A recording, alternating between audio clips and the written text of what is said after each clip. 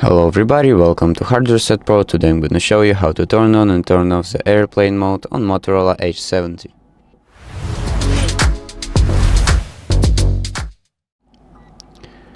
So basically, if you need to turn on the airplane mode, I'll show you how to do it. So scroll down from upper part of your screen to open up your quick settings panel, and one more time.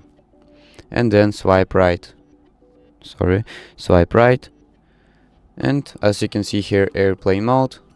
So click on it to turn it on, and when you see an airplane icon right next to your battery percentage and battery icon, that means that airplane mode is on. And to turn it off, just simply click on it again.